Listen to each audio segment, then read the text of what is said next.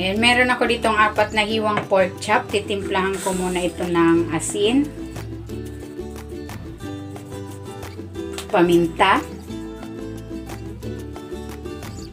garlic powder, onion powder, at ng paprika powder.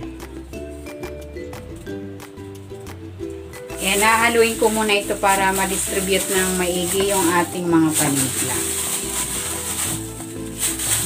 Habang hinahalo ko ito, kung hindi ka pa nakapag-subscribe sa aking channel, please subscribe at i-click mo na rin ang notification bell para lagi kang updated sa aking latest recipes.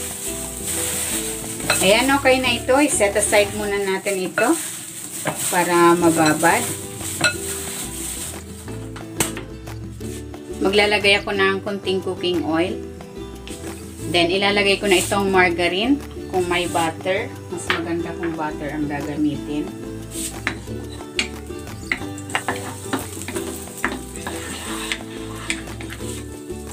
I-pan-fry ko muna itong pork chop.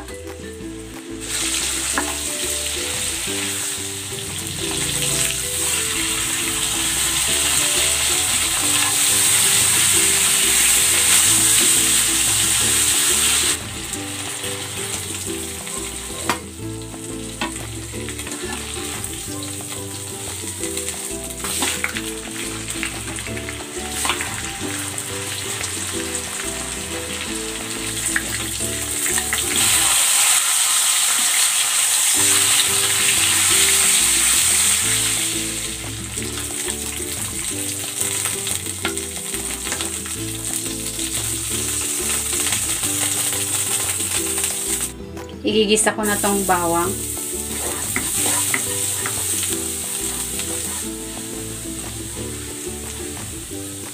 Lalagay ko na rin itong sliced mushroom.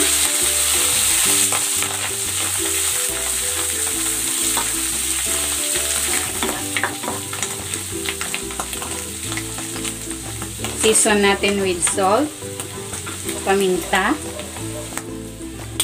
Maglalagay ako ng basil leaves. Ito ay optional lang.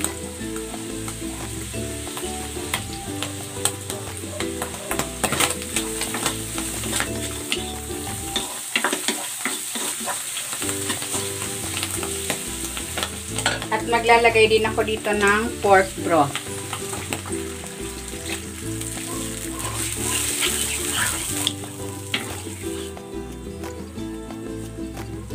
Maglalagay din ako ng Worcestershire sauce. Ito ay optional lang. Para masarap.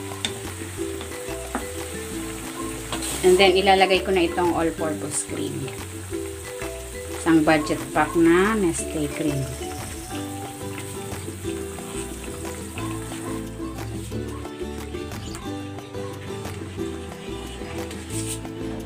Ilalagay ko na dito itong pork chop.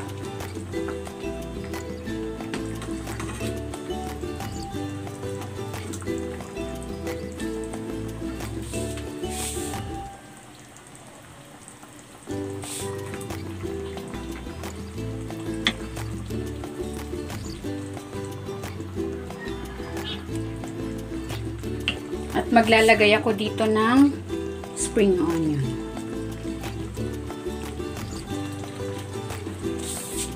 Ayan, luto na itong ating pork chop in creamy garlic mushroom sauce. Hanguin na natin.